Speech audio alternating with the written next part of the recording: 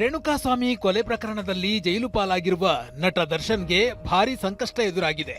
ತಮ್ಮದೇ ಗ್ಯಾಂಗ್ನಲ್ಲಿದ್ದ 14ನೇ ಆರೋಪಿ ಪ್ರದೋಷ್ ತಮ್ಮನ್ನ ಮಾಫಿ ಸಾಕ್ಷಿಯನ್ನಾಗಿ ಮಾಡುವಂತೆ 59ನೇ ಸಿಸಿಎಚ್ ನ್ಯಾಯಾಲಯಕ್ಕೆ ಅರ್ಜಿ ಸಲ್ಲಿಸಿದ್ದಾರೆ. ಆರೋಪಿ ಮೇಲಿನ ಕೇಸ್ ಸುಲಭಕ್ಕೆ ಹಿಂಪಡೆಯಲಾಗದು.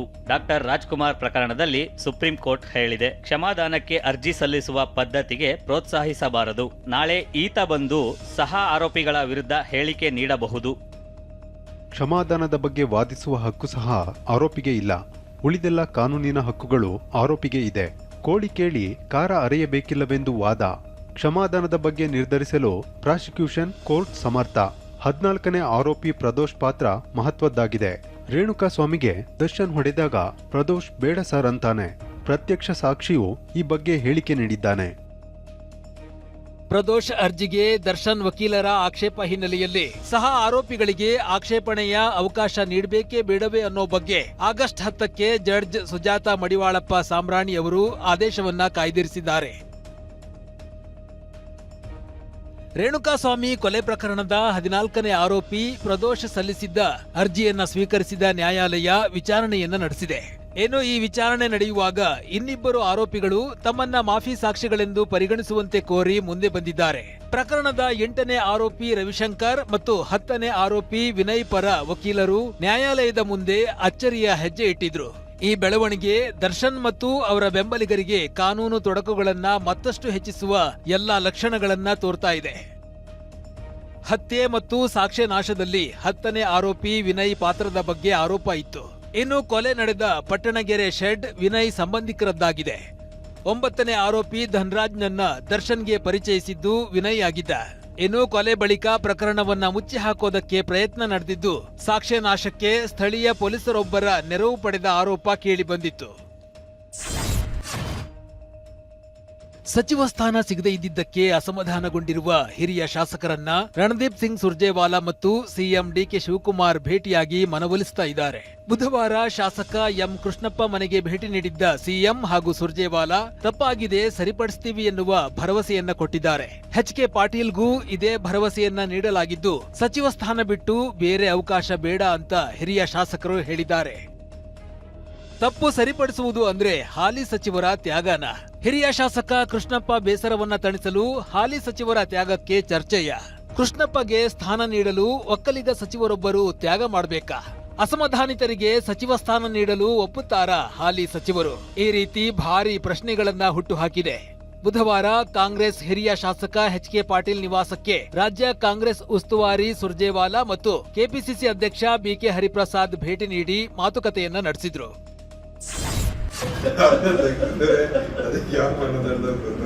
ಗೊತ್ತಿಲ್ಲ, ನನ್ನ ಹೊಸದಾಗಿ ಮಾಡಿದ್ರೆ ಅದಕ್ಕೆ ಯಾವ ಮಾನದಂಡ ಅದು ಗೊತ್ತಾಗ್ತಾ ಇಲ್ಲ.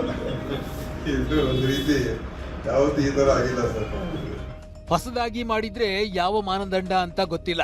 ಎಚ್.ಕೆ. ಪಾಟೀಲ್ ನಿವಾಸದಲ್ಲಿ ದಿನೇಶ್ ಗುಂಡೂರಾವ್ ಚರ್ಚೆ ನಡೆಸುವಾಗಿನ ವಿಡಿಯೋ ಇದು. ಅಸಮಾಧಾನಿತ ಕಾಂಗ್ರೆಸ್ ಶಾಸಕರಿಂದ ಸಭೆ ಮುಂದುವರಿದಿದ್ದು, ಹಿರಿಯ ಶಾಸಕರಿಬ್ಬರು ಮುಂದಿನ ದಾರಿ ಮತ್ತು ನಿರ್ಧಾರದ ಬಗ್ಗೆ ಚರ್ಚಿಸಿದ್ರು.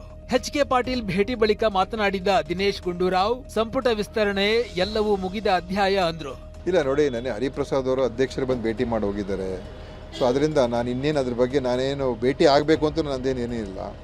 ಅದೆಲ್ಲ ಈಗ ಮುಗಿದ ಅಧ್ಯಾಯ. ಅದು ಆಗೋಯ್ತು. ಇನ್ನು ಮತ್ತೆ ಅದ್ರ ಬಗ್ಗೆ ಮಾತಾಡೋ ಪ್ರಯೋಜನ ಇಲ್ಲ. ನ್ಯಾಚುರಲಿ ಇದ್ದೇ ಇರ್ತದೆ. ಅನೇಕ ಸಮುದಾಯಗಳಿಗೆ ಸಿಕ್ಕಿಲ್ಲ, ಅದರಲ್ಲಿ ನಮ್ಮ ಸಮುದಾಯರಿಗೂ ಕೂಡ ಸಿಕ್ಕಿಲ್ಲ ಅಂತ ಮತ್ತು ಯಾವತ್ತೂ ಕೂಡ ಆಗಿರಲಿಲ್ಲ. ಈಗ ಅವರು ಅಭಿಪ್ರಾಯ ವ್ಯಕ್ತಪಡಿಸ್ತಾ ಇದ್ದಾರೆ. ಕಾಂಗ್ರೆಸ್ ಶಾಸಕ ನಾರಾಯಣಸ್ವಾಮಿಗೆ ಸಚಿವ ಸ್ಥಾನ ನೀಡದೇ ಇದ್ದಿದ್ದಕ್ಕೆ ಬಂಗಾರಪೇಟೆ ಬಂದ್ ಮಾಡಿ ಕಾಂಗ್ರೆಸ್ ಕಾರ್ಯಕರ್ತರು ಸೇರಿ ಹಲವು ಸಂಘಟನೆಗಳು ಪ್ರತಿಭಟನಾ ಮೆರವಣಿಗೆಯನ್ನ ನಡೆಸಿ ಪ್ರತಿಭಟಿಸಿದವು. ಬಲವಂತವಾಗಿ ಅಂಗಡಿಗಳನ್ನ ಮುಚ್ಚಿಸುವಂತೆ ಕಾಂಗ್ರೆಸ್ ಕಾರ್ಯಕರ್ತರು ಮುಂದಾದ್ರು ಅಂತ ಬಿಜೆಪಿ ಮುಖಂಡರು ಆಕ್ರೋಶ ಹೊರಹಾಕಿದ್ರು. ಇನ್ನೊಂದೆಡೆ ಬ್ಯಾಡಗಿ ಶಾಸಕ ಬಸವರಾಜ ಶಿವಣ್ಣವರ್ಗೆ ಸಚಿವ ಸ್ಥಾನ ನೀಡುವಂತೆ ಆಗ್ರಹಿಸಿ ಹಾವೇರಿಯ ಮೈಲಾರ ಮಹಾದೇವಪ್ಪ ವೃತ್ತದಲ್ಲಿ ಪ್ರತಿಭಟನೆಯನ್ನ ನಡೆಸಲಾಗಿದೆ. ಇನ್ನು ಮಂಕಾಳು ವೈದ್ಯಗೆ ಸಚಿವ ಸ್ಥಾನ ಕೈತಪ್ಪಿದ ಹಿನ್ನೆಲೆ ಶುಕ್ರವಾರ ಹರಿಹರದಲ್ಲಿ ಪ್ರತಿಭಟನೆಗೆ ಮುಖಂಡರು ತೀರ್ಮಾನಿಸಿದ್ದಾರೆ. ಇನ್ನು ಆಗಸ್ಟ್ 13ರಂದು ಅಸಮಾಧಾನಿತ ಕಾಂಗ್ರೆಸ್ ಶಾಸಕರು ಸಭೆ ಸೇರಲು ನಿರ್ಧರಿಸಿದ್ದಾರೆ. ಈ ಸಭೆಯಲ್ಲಿ 35ರಿಂದ 40 ಶಾಸಕರು ಒಂದೇ ಕಡೆ ಸೇರುವ ಸಾಧ್ಯತೆಗಳಿದೆ.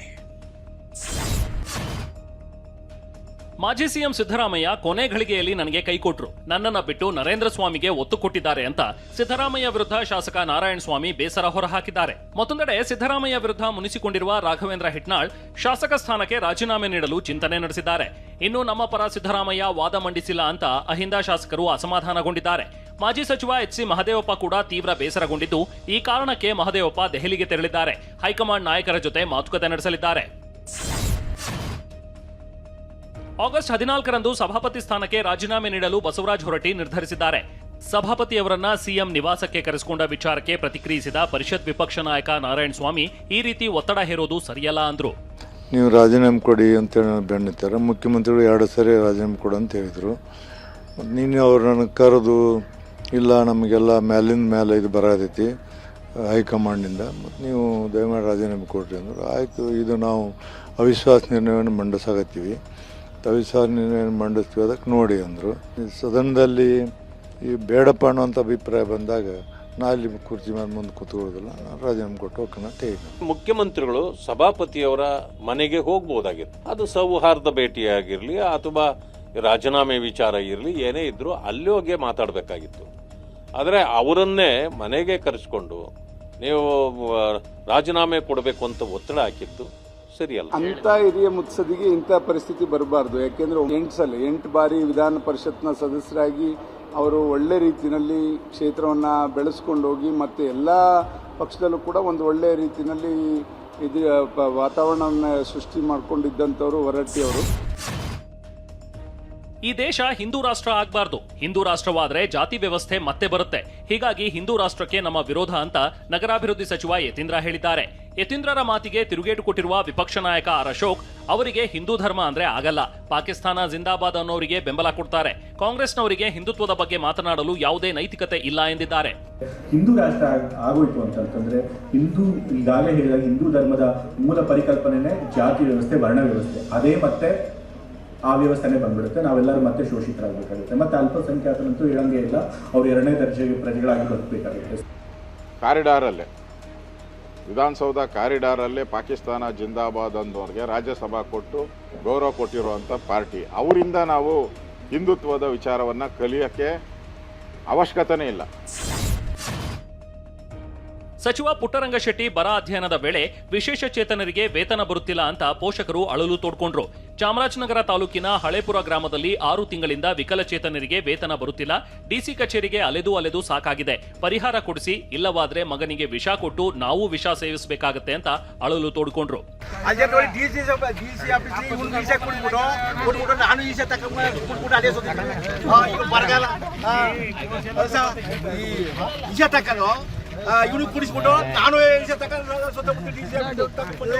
ಸಚಿವ ಪುಟ್ಟರಂಗಶೆಟ್ಟಿ ಎದುರಲ್ಲೇ ವಿಶೇಷ ಚೇತನರೊಬ್ಬರು ವಿಷ ಕುಡಿಯೋದಾಗಿ ಆಕ್ರೋಶ ವ್ಯಕ್ತಪಡಿಸಿದ ಬಗೆಗಿನ ಟಿವಿ9 ವರದಿಯನ್ನ ತಮ್ಮ ಎಕ್ಸ್ ಖಾತೆಯಲ್ಲಿ ಪೋಸ್ಟ್ ಮಾಡಿರುವ ವಿಪಕ್ಷ ನಾಯಕ ಆರ್ ಅಶೋಕ್ ರಾಜ್ಯಾದ್ಯಂತ ಬಾಕಿ ಇರುವ ಎಲ್ಲಾ ವಿಶೇಷ ಚೇತನರ ಹಾಗೂ ವೃದ್ಧಾಪ್ಯ ಪಿಂಚಣಿಯನ್ನ ತಕ್ಷಣವೇ ಬಿಡುಗಡೆ ಮಾಡಬೇಕು ಅಂತ ಆಗ್ರಹಿಸಿದ್ದಾರೆ. ತೆಹಲ್ಕಾ ನ್ಯೂಸ್ ಮ್ಯಾಗಜಿನ್ನ ಮಾಜಿ ಸಂಪಾದಕ ತರುಣ್ ತೇಜ್ಪಾಲ್ಗೆ 10 ವರ್ಷಗಳ ಜೈಲು ಶಿಕ್ಷೆ ವಿಧಿಸಲಾಗಿದೆ. ಕಿರಿಯ ಸಹೋದ್ಯೋಗಿ ಮೇಲಿನ ಅತ್ಯಾಚಾರ ಪ್ರಕರಣದಲ್ಲಿ ತೇಜ್ಪಾಲ್ಗೆ ಶಿಕ್ಷೆ ವಿಧಿಸಿ ಬಾಂಬೆ ಹೈಕೋರ್ಟ್ ಆದೇಶ ಹೊರಡಿಸಿದೆ. ತೇಜ್ಪಾಲ್ಗೆ ಸರೆಂಡರ್ ಆಗಲು ಕೋರ್ಟ್ 2 ವಾರಗಳ ಕಾಲಾವಕಾಶ ನೀಡಿದೆ. ಈ ವೇಳೆ ತರುಣ್ ತೇಜ್ಪಾಲ್ ಈ ಪ್ರಕರಣದಲ್ಲಿ ನಾನು ರಾಜಕೀಯ ಸಂತ್ರಸ್ತ ಎಂದಿದ್ದಾರೆ. ಅಲ್ಲದೆ ಆದೇಶ ಪ್ರಶ್ನಿಸಿ ಸುಪ್ರೀಂ ಕೋರ್ಟ್ ಮೊರೆ ಹೋಗೋದಾಗಿ ಹೇಳಿದ್ದಾರೆ. 2013ರಲ್ಲಿ ತರುಣ್ ತೇಜ್ಪಾಲ್ ವಿರುದ್ಧ ಅತ್ಯಾಚಾರ ಕೇಸ್ ದಾಖಲಾಗಿತ್ತು. 2013ರ ನವೆಂಬರ್ ತಿಂಗಳಿನಲ್ಲಿ ನಡೆದ ಥಿಂಕ್ ಫೆಸ್ಟ್ ಕಾರ್ಯಕ್ರಮದ ಸಂದರ್ಭದಲ್ಲಿ ಹೋಟೆಲ್ನ ಲಿಫ್ಟ್ನಲ್ಲಿ ನನ್ನ ಮೇಲೆ ಲೈಂಗಿಕ ದೌರ್ಜನ್ಯ ನಡೆಸಿದ್ರು ಅಂತ ಕಿರಿಯ ಸಹೋದ್ಯೋಗಿ ಆರೋಪಿಸಿದ್ರು. 2017ರಲ್ಲಿ ಮಾಪೂಸಾ ಟ್ರಯಲ್ ಕೋರ್ಟ್ನಲ್ಲಿ ಪ್ರಕರಣದ ವಿಚಾರಣೆ ಆರಂಭವಾಗಿತ್ತು. 2021ರಲ್ಲಿ ತೇಜ್ಪಾಲ್ರನ್ನ ಪ್ರಕರಣದಿಂದ ಖುಲಾಸೆಗೊಳಿಸಲಾಗಿತ್ತು. ಬಳಿಕ ರಾಜ್ಯ ಸರ್ಕಾರ ಹೈಕೋರ್ಟ್ಗೆ ಮೇಲ್ಮನವಿ ಸಲ್ಲಿಸಿತು. ಇದೀಗ ಬಾಂಬೆ ಹೈಕೋರ್ಟ್ನ ಗೋವಾ ಪೀಠ ತರುಣ್ ತೇಜ್ಪಾಲ್ಗೆ 10 ವರ್ಷಗಳ ಜೈಲು ಶಿಕ್ಷೆ ವಿಧಿಸಿದೆ. India's international movement to united ನೇಷನ್ಸ್ನ 15ನೇ ವಾರ್ಷಿಕ ಕಾನ್ಫರೆನ್ಸ್ ಇಂದು ಮುಂಬೈನಲ್ಲಿ ನಡೆಯಿತು. ಈ ಕಾರ್ಯಕ್ರಮದಲ್ಲಿ ಆರ್ಎಸ್ಎಸ್ ಮುಖ್ಯಸ್ಥ ಮೋಹನ್ ಭಾಗವತ್ ಸಹ ಭಾಗಿಯಾಗಿದ್ದರು. ಕಾರ್ಯಕ್ರಮದಲ್ಲಿ ಮಾತನಾಡಿದ ಆರ್ಎಸ್ಎಸ್ ಮುಖ್ಯಸ್ಥ ಮೋಹನ್ ಭಾಗವತ್ ಇಂದಿನ ಜೆನ್ಜಿ ಪೀಳಿಗೆ ಬಗ್ಗೆ ಸಾಕಷ್ಟು ಪ್ರಶ್ನೆಗಳಿಗೆ ಉತ್ತರಿಸಿದ್ರು. ಆಜ್ಞೆ ಪಾಲಿಸುವ ಕಾಲ ಮುಗ್ದಿದೆ. ಇಂದಿನ ಯುವಕರು ಪ್ರಶ್ನಿಸುತ್ತಾರೆ. ಪ್ರಜಾಪ್ರಭುತ್ವದಲ್ಲಿ ಯುವಕರಿಗೆ ಪ್ರತಿಭಟಿಸುವ ಹಕ್ಕಿದೆ. ಸುಧಾರಣೆಗಾಗಿ ಅವರು ಬೀದಿಗಿಳಿದ ತಕ್ಷಣ ಅವರನ್ನ ದೇಶದ್ರೋಹಿ ಎಂದು ಕರೆಯಬಾರದು ಅಂತ ಖಡಕ್ ಆಗಿ ಹೇಳಿದ್ದಾರೆ. कि जेएनजी अगर एजिटेशन कर रही तो इंटरनेशनल तो है नहीं, अपने लोग हैं, अपनी नेक्स्ट जनरेशन है। जी सर। इस अपनेपन से डायलॉग का साथ मैंने बोला अपनापन चाहिए, संबंध चाहिए, वो हमारा संबंध है, उसका रिकॉग्निशन चाहिए। कि मुझे लगता है कि ये जो नई पीढ़ी है जेन जी जेन अल्फा, ये अभी जो हमारी एग्जिस्टिंग पीढ़ी है उससे ज़्यादा ऑनेस्ट है। ಇನ್ನು ಮೀಸಲಾತಿ ಕುರಿತು ಸಂಘದ ನಿಲುವು ಸ್ಪಷ್ಟಪಡಿಸಿದ ಮೋಹನ್ ಭಾಗವತ್, ದೇಶದಲ್ಲಿ ಅಸಮಾನತೆ ಇರುವವರೆಗೂ ಮೀಸಲಾತಿ ಇರಲಿದೆ ಎಂದಿದ್ದಾರೆ. ಡಾರ್ಕ್ ಪ್ಯಾಟರ್ನ್ ವಿರುದ್ಧ ಕೇಂದ್ರ ಸರ್ಕಾರ ಸಮರ ಸಾರಿದೆ. ಕೇಂದ್ರ ಸಚಿವ ಜೋಶಿ ನಿರ್ದೇಶನದಂತೆ 9 ಕಂಪನಿಗಳಿಗೆ ದಂಡ ವಿಧಿಸಲಾಗಿದೆ. ಗ್ರಾಹಕರನ್ನ ವಂಚಿಸುತ್ತಿದ್ದ ಆರೋಪದಡಿ ಕಂಪನಿಗಳಿಗೆ ಕೇಂದ್ರ ಗ್ರಾಹಕ ಸಂರಕ್ಷಣಾ ಪ್ರಾಧಿಕಾರ ದಂಡ ವಿಧಿಸಿದೆ. ಜಿಪ್ಟೋ ಕಂಪನಿಗೆ 7 ಲಕ್ಷ, ಫಿಸಿಕ್ಸ್ ವಾಲಾಗೆ 5 ಲಕ್ಷ, ಸ್ಪೈಸ್ ಜೆಟ್ಗೆ 1 ಲಕ್ಷ, ಅನುಜ್ ಜಿಂದಾಲ್ ಕಂಪನಿಗೆ 3 ಲಕ್ಷ, ಫಸ್ಟ್ ಕ್ರೈ ಕಂಪನಿಗೆ 2 ಲಕ್ಷ, ಫಾರ್ಮ್ ಈಸಿ ಸಂಸ್ಥೆಗೆ 1 ಲಕ್ಷ, ಮೆಕಾಫಿ ಸಂಸ್ಥೆಗೆ 1 ಲಕ್ಷ ರೂಪಾಯಿ ದಂಡ ವಿಧಿಸಲಾಗಿದೆ. ಇನ್ನು ಇಂಡಿಗೋ ಮತ್ತು ಬುಕ್ ಮೈ ಶೋ ಸಂಸ್ಥೆಗಳಿಗೆ ವಿಧಿಸಿದ ದಂಡದ ಬಗ್ಗೆ ಮಾಹಿತಿ ಲಭ್ಯವಾಗಿಲ್ಲ. ಬಿಜೆಪಿ ಕಾರ್ಯಕರ್ತ ಪ್ರವೀಣ್ ನೆಟ್ಟಾರು ಕೊಲೆ ಪ್ರಕರಣದಲ್ಲಿ 4 ವರ್ಷಗಳಿಂದ ಕೊಚ್ಚಿಯಲ್ಲಿ ತಲೆಮರೆಸಿಕೊಂಡಿದ್ದ ಆರೋಪಿ ಉಮರ್ ಫಾರೂಕ್ನನ್ನ ಎನ್ಐಎ ಅಧಿಕಾರಿಗಳು ಬಂಧಿಸಿದ್ದಾರೆ. ಕೊಲೆ ಬಳಿಕ ಪ್ರಮುಖ ಆರೋಪಿಗಳಿಗೆ ತಪ್ಪಿಸಿಕೊಳ್ಳಲು ಈತ ಸಹಾಯ ಮಾಡಿದ್ದ. ಈವರೆಗೆ ಕೇಸ್ನಲ್ಲಿ 25 ಮಂದಿಯ ಬಂಧನವಾಗಿದೆ. ಗ್ರಾಮ ಪಂಚಾಯಿತಿ ವ್ಯಾಪ್ತಿಯಲ್ಲಿ ಪಿಒಪಿ ಗಣಪತಿ ಸ್ಥಾಪನೆ ಮಾಡಬಾರದು ಅಂತ ಗ್ರಾಮೀಣಾಭಿವೃದ್ಧಿ ಸಚಿವ ಈಶ್ವರ್ ಖಂಡ್ರೆ ಹೇಳಿದ್ದಾರೆ. ಪರಿಸರ ಮಾಲಿನ್ಯ ತಡೆಯುವ ನಿಟ್ಟಿನಲ್ಲಿ ಮಣ್ಣಿನ ಗಣಪತಿ ಕೂರಿಸಬೇಕು ಎಂದು ಮನವಿ ಮಾಡಿದ್ದಾರೆ. ಇನ್ನು ಗಣಪತಿ ಉತ್ಸವದಲ್ಲಿ ಅತಿಯಾದ ಶಬ್ದ ಮಾಲಿನ್ಯಕ್ಕೆ ಅವಕಾಶವಿಲ್ಲ ಅಂತಲೂ ಹೇಳಿದ್ದಾರೆ. ಮೇಕೆದಾಟು ಡ್ಯಾಂ ನಿರ್ಮಾಣ ಯೋಜನೆ ವಿರೋಧಿಸಿ ತಮಿಳುನಾಡು ವಿಧಾನಸಭೆಗೆ ಕಪ್ಪು ಬಟ್ಟೆ ಧರಿಸಿ ಬಂದು ಡಿಎಂಕೆ ಶಾಸಕರು ಪ್ರತಿಭಟಿಸಿದ್ದಾರೆ. ಮೇಕೆದಾಟು ಯೋಜನೆ ವಿಚಾರದಲ್ಲಿ ಸರ್ಕಾರ ಸ್ಪಷ್ಟ ನಿಲುವು ತೆಗೆದುಕೊಂಡಿಲ್ಲ. ಮುಖ್ಯಮಂತ್ರಿ ವಿಜಯ್ ಈ ಬಗ್ಗೆ ಸೂಕ್ತ ನಿರ್ಧಾರ ಕೈಗೊಳ್ಳಬೇಕು ಅಂತ ಡಿಎಂಕೆ ಆಗ್ರಹಿಸಿದೆ. ಕಸದ ಲಾರಿಗೆ ಎಸೆದ ಲಾಟರಿ ಟಿಕೆಟ್ಗೆ ಬಂಪರ್ ಹೊಡೆದಿದೆ. ಪೌರಕಾರ್ಮಿಕ ಮಹಿಳೆಯಿಂದ ಲಾಟರಿ ಟಿಕೆಟ್ ಪುನಃ ಸಿಕ್ಕಿ 11 ಕೋಟಿ ರೂಪಾಯಿ ಕುಲಾಯಿಸಿದೆ. ಇಟಲಿಯ ಮಹಿಳೆಯೊಬ್ಬರಿಗೆ ಈ ಲಕ್ ಕುಲಾಯಿಸಿದೆ. ಲಾಟರಿ ಗೆದ್ದವರು ಪೌರಕಾರ್ಮಿಕ ಮಹಿಳೆಯನ್ನ ತಬ್ಬಿ ಕಣ್ಣೀರಾಗಿದ್ದಾರೆ. ಅಗ್ನಿ-4 ಬ್ಯಾಲಿಸ್ಟಿಕ್ ಕ್ಷಿಪಣಿಯ ಪರೀಕ್ಷಾರ್ಥ ಪ್ರಯೋಗ ಯಶಸ್ವಿಯಾಗಿದೆ. ಮಧ್ಯಮ ಶ್ರೇಣಿಯ ಬ್ಯಾಲಿಸ್ಟಿಕ್ ಮಿಸೈಲ್ ಅನ್ನ ಒಡಿಶಾದ ಚಾಂಡೀಪುರದ ಇಂಟಿಗ್ರೇಟೆಡ್ ಟೆಸ್ಟ್ ರೇಂಜ್ನಿಂದ ಯಶಸ್ವಿಯಾಗಿ ಉಡಾಯಿಸಲಾಯಿತು. ಭಾರತದ ರಕ್ಷಣಾ ಮತ್ತು ಸಂಶೋಧನಾ ಸಂಸ್ಥೆ ಅಭಿವೃದ್ಧಿಪಡಿಸಿದ ಅಣ್ವಸ್ತ್ರ ಹೊರಬಲ್ಲ ಕ್ಷಿಪಣಿ ಇದಾಗಿದೆ. 4000 ಕಿಲೋಮೀಟರ್ ವರೆಗೆ ಸಾಗಬಲ್ಲ ಸಾಮರ್ಥ್ಯ ಹೊಂದಿರುವ ಕ್ಷಿಪಣಿ 20 ಮೀಟರ್ ಉದ್ದ, 20 ಟನ್ಗಳಷ್ಟು ತೂಕವಿದೆ.